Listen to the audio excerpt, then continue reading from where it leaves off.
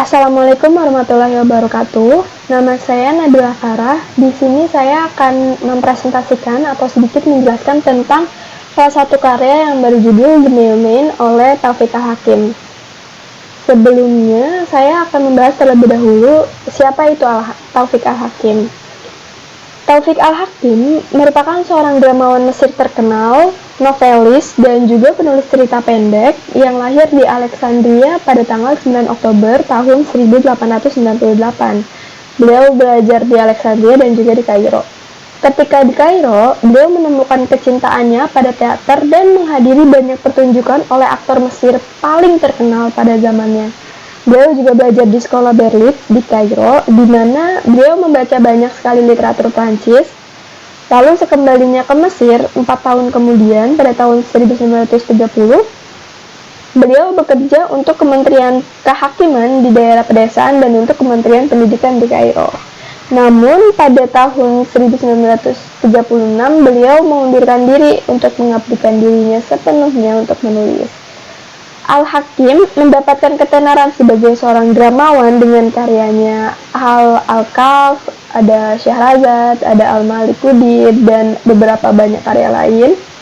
Beliau menjadikan drama sebagai genre sastra Arab yang disegani. Sebelum beliau, drama prosa pada dasarnya adalah komedi ringan atau lelucon, sementara syair telah digunakan oleh penyair terkenal seperti Ahmad Syauqi untuk drama heroik. Namun, Al-Hakim hanya menulis dalam bentuk prosa-prosa yang fleksibel dan berkualitas tinggi. Seringkali juga diselingi dengan bahasa Arab sehari-hari. Salah satu karya beliau yang akan saya bahas di sini adalah The Mailman. Nah, The Mailman merupakan karya beliau yang berbentuk cerita pendek, dan karya ini menceritakan tentang seseorang yang bertemu dengan laki-laki aneh yang berpenampilan seperti mailman, membawa tas khas mailman dengan wajahnya yang lesu karena lelah terus bekerja sepanjang hari tanpa hari libur dan harus mengantar surat-surat di tasnya yang sangat banyak. Bahkan dia menyebutkan bahwa every living man and woman on earth must have a letter in it, dan dialah yang harus berkeliling mengantarkan surat-surat itu ke alamat yang dituju hingga ujung hari. Dan semuanya harus terkirim tanpa sisa di tasnya supaya bisa diisi dengan surat yang baru di keesokan harinya agar dia tidak mendapatkan masalah. Meskipun dia mengirimnya secara acak, tidak akan ada yang menuntutnya untuk bertanggung jawab karena yang terpenting tidak ada surat yang sisa di dalam tasnya. Di tengah perbincangan tokoh Ai dengan mailman, terdapat a fisherman yang sedari pagi menjala ikan namun tidak ada hasil. Lalu ia datang menghampiri si mailman dan mengambil lusinan surat dari tas si mailman tersebut.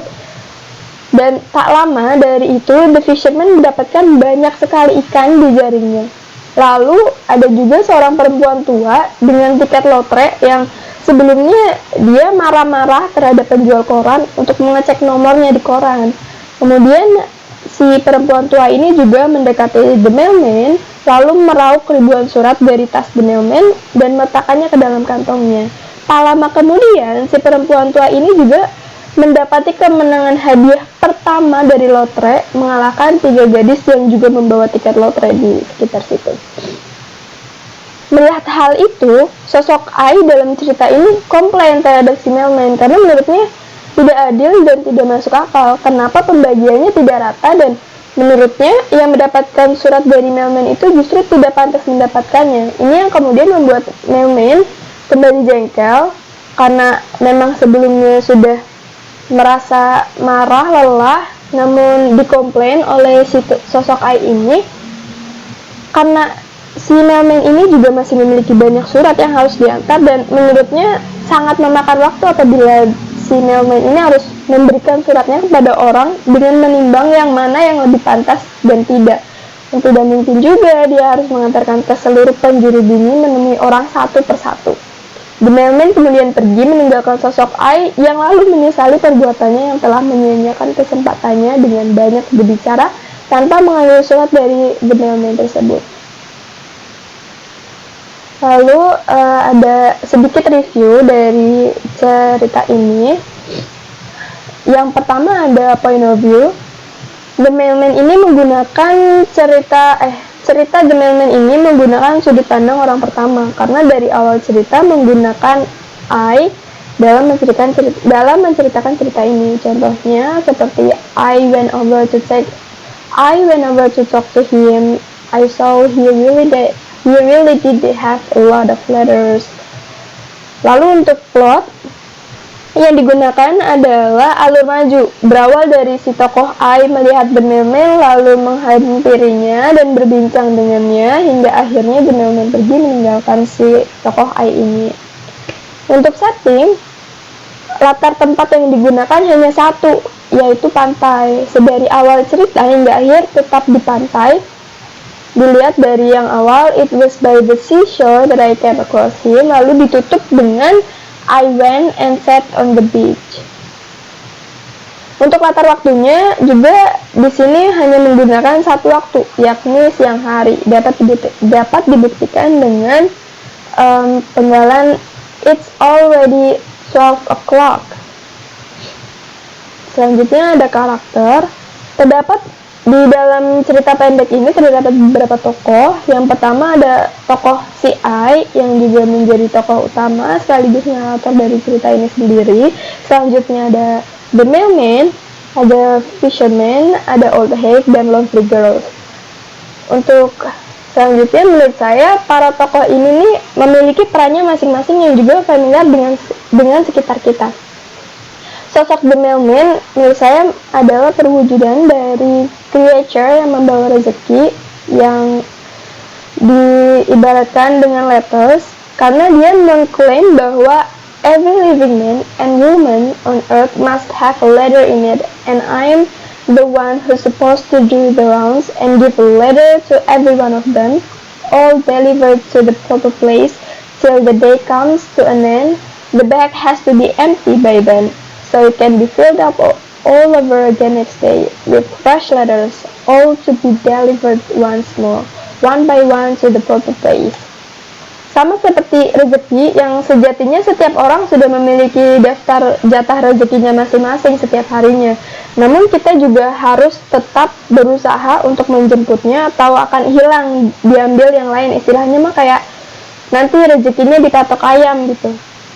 Seperti yang ditunjukkan oleh The Fisherman dan Old Hag yang menghampiri The Mailman dan mengambil rezekinya sendiri atau lettersnya mereka sendiri di tas The Mailman, sehingga mereka mendapatkan apa yang sedang mereka inginkan. Lalu The Fisherman dengan ikan-ikannya dan The Old Hag atau si perempuan tuanya dengan menang lotre kan. Sedangkan bagi mereka yang tidak berusaha seperti fisherman lainnya yang tetap di tempatnya menunggu jalanya dengan sia-sia tidak mendapatkan ikan satupun, si The Mailman ini meresponnya seperti "They're too far away," he said irritably, glancing in their direction. "I told you I'm tired. Why should I have to go and give every one of them a letter? I've given theirs to this fisherman here." Sama halnya dengan Lovely Girls yang hanya diam tanpa menghampiri The Mailman dan mengambil suratnya sendiri. Oleh karena itu, The Mailman menyebutkan bahwa "I just deliver them at random. A person can only be expected to do so much. No one's ever called me to account for any mistakes I've made, and I must have made a lot, of course. The main thing is, when I come back at the end of the day, there are never any letters left in my bag." Akan tetapi, ada juga yang sebenarnya rezekinya tuh udah ada di depan mata, namun kayak dia tuh menyanyiakan gitu aja gitu. Karena sibuk mengkritik ini itu, sehingga waktunya hanya dihabiskan untuk berbicara hingga lupa mengambil rezeki yang sudah sangat dekat gitu ya, ada di depan mata. Terlalu sibuk memikirkan nasib orang lain hingga lupakan keadaannya sendiri. Dan ini dilihat dari tokoh si I ini dengan kalimatnya yang juga menjadi penutup cerita. "What a fool I am," I thought.